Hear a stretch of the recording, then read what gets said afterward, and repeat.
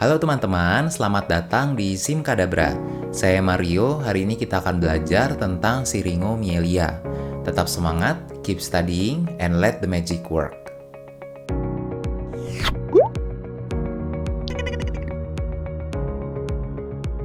Oke, sekarang kita akan membahas mengenai Syringomyelia ya. Ini merupakan penyakit yang jarang banget keluar.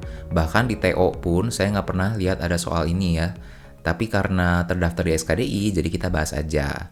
Nah, kasus ini poin SKDI-nya itu 1. Artinya kita tidak perlu sampai bisa menegakkan diagnosisnya. Kita cuma diminta bisa mengenali kemungkinan adanya penyakit ini ya, lalu menjelaskan gambaran klinisnya dan membuat rujukan yang paling tepat buat pasiennya. Nah, kalau di soal UKM PPD, biasanya kompetensi 1 ini diagnosisnya udah dikasih tahu. Tapi yang ditanyanya adalah patofisiologinya. Jadi justru kita juga harus paham betul tentang penyakit ini. Nah, kita mulai dengan definisinya dulu nih. Syringomyelia itu adalah terbentuknya kista berisi cairan disebut syrinx yang berada di dalam parenkim medula spinalis atau kanalis centralis.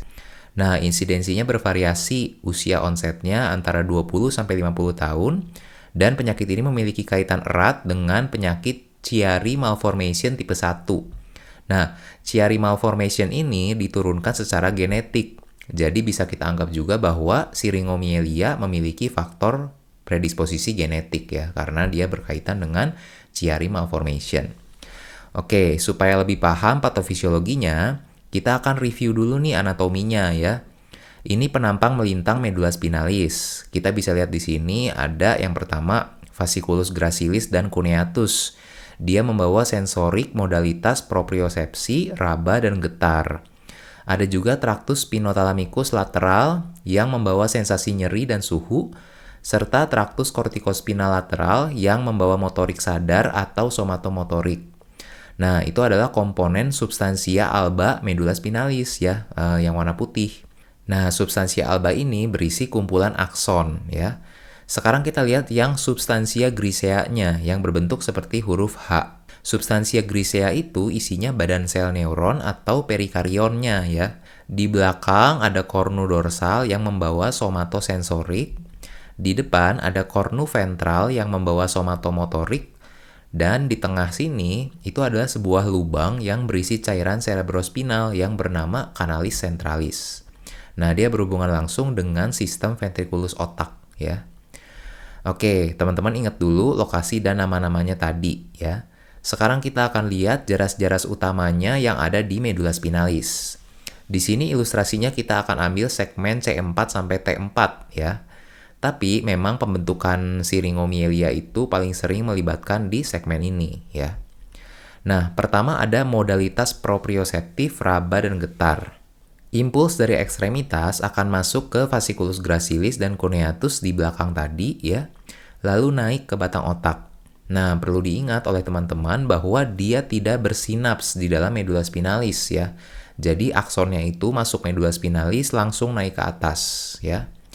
Nah, selanjutnya modalitas untuk nyeri dan suhu. Akson yang masuk ke medula spinalis ini namanya first order neuron atau neuron sensoris primer. Nah, neuron ini akan bersinap dengan second order neuron atau neuron sensoris sekunder yang badan selnya itu terletak di dalam kornu dorsal. Nah, selanjutnya akson dari neuron ini akan bersilangan di komisura anterior, kurang lebih di daerah sini ya. Lalu mereka akan masuk ke tractus spinothalamicus sisinya masing-masing, baru mereka akan naik ke atas. Nah, berikutnya yang motorik. Akson dari upper motor neuron turun dalam tractus corticospinal. Lalu saat akan keluar dari segmen medula spinalisnya, akson ini akan masuk ke kornu ventral untuk bersinaps dengan badan sel dari lower motor neuron. Barulah kemudian akson dari lower motor neuron itu akan keluar sebagai radix ventral ya. Nah, teman-teman perhatiin, pada fase awal Syringomyelia itu akan terbentuk massa cairan yang bermula dari tengah sini ya. Dia memang sering berhubungan dengan kanalis centralis rongga cairannya ya. Tapi itu nggak harus, jadi bisa aja si syrinx-nya itu tidak berhubungan dengan kanalis centralis ya. Kalau teman-teman perhatiin, hal pertama yang terlibat dalam lesi ini itu adalah jaras spinothalamicus, nyeri dan suhu yang kebetulan lagi menyilang di komisura anterior ya. Maka gejala tipikal yang pertama kali muncul di siringomielia itu adalah hipestesi atau anestesi, nyeri dan suhu yang segmental. Nah, segmental itu artinya tergantung syrinx-nya ada di mana ya. Misalnya dia pertama muncul di C5 nih. Berarti anestesinya hanya akan ada di dermatom C5. Nah, itulah namanya segmental ya. Nanti semakin syrinx-nya meluas, maka segmen yang terlibat akan makin banyak, mungkin C5, C6, dan C7. Lalu nanti makin meluas lagi dan seterusnya.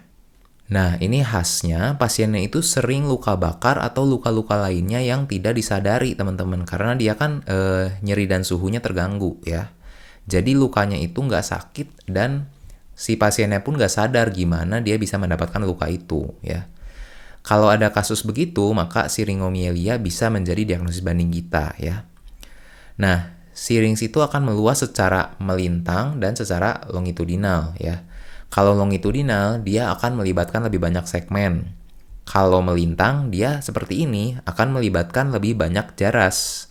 Nah, jaras selanjutnya yang terlibat adalah badan sel neuron LMN yang ada di kornu ventral ini ya. Sehingga akan timbul parese lower motor neuron, parese flaccid, serta atrofi segmental pada tangan dan lengan, ya, disertai penurunan refleks fisiologis.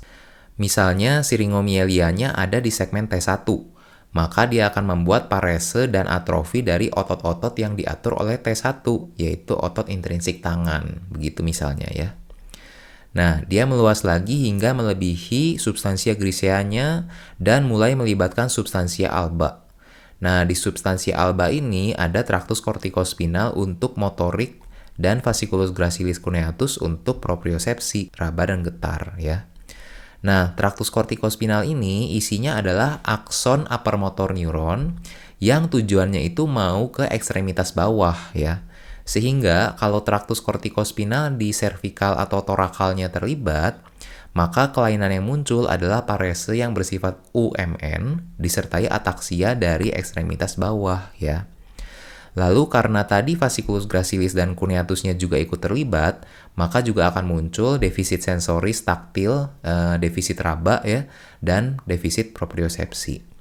Melalui urut-urutan munculnya gejala ini, kita bisa sambil menilai progresi dari siringomielianya ya.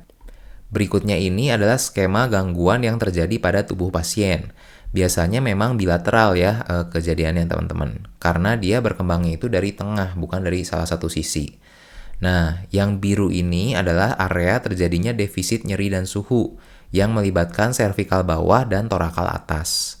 Nah, distribusi sensoris ini, gambaran seperti ini itu sering disebut cape-like pattern ya. Jadi nanti kalau teman-teman lihat di soal ada cape-like pattern, nah itu berarti maksudnya adalah seperti ini. Lalu gejala yang kedua itu ada kelemahan motorik LMN flaccid di tangan ya. Dan gejala yang ketiga adalah kelemahan motorik UMN pada tungkai. Nah, mudah-mudahan sampai sini bisa dimengerti ya teman-teman. Nah, gejalanya udah ngerti, sekarang kita masuk ke etiologinya. Berdasarkan etiologinya, siringomielia ini bisa dibagi menjadi 3 tipe ya. Tipe pertama adalah etiologi yang paling sering, yaitu obstruksi foramen magnum. Mekanisme jelasnya sih sebenarnya belum bisa dipastikan ya teman-teman, tapi hipotesisnya adalah obstruksi foramen magnum ini bisa mengganggu drainase cairan cerebrospinal, sehingga cairannya itu mengalami akumulasi, kemudian terjadi dilatasi dari kanalis centralis yang membentuk syrinx itu tadi ya. Tapi itu hanya hipotesis aja ya sejauh ini. Nah, obstruksi foramen magnum itu tersering adalah akibat Chiari malformation tipe 1 ini ya.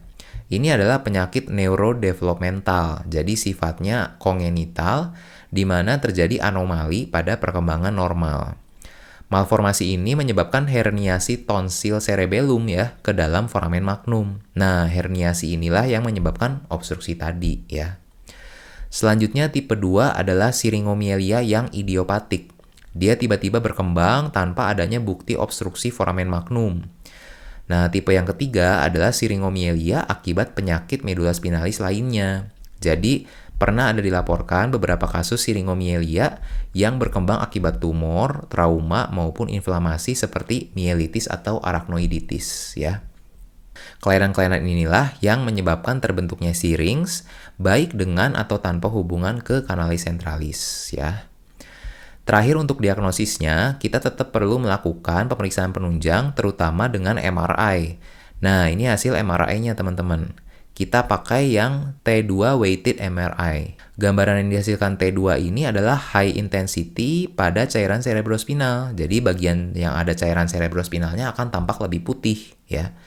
Karena siringomyelia itu isinya substansi cairan seperti cairan cerebrospinal, maka nanti di T2 weighted MRI juga C-rings akan terlihat high intensity seperti di gambar ini ya. Nah, kalau nggak ada MRI, maka alternatifnya adalah CT myelogram.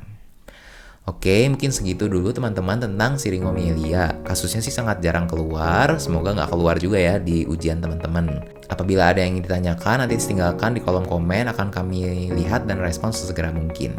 Terima kasih banyak atas waktunya, keep studying and let the magic work. Sampai jumpa di video selanjutnya, dadah!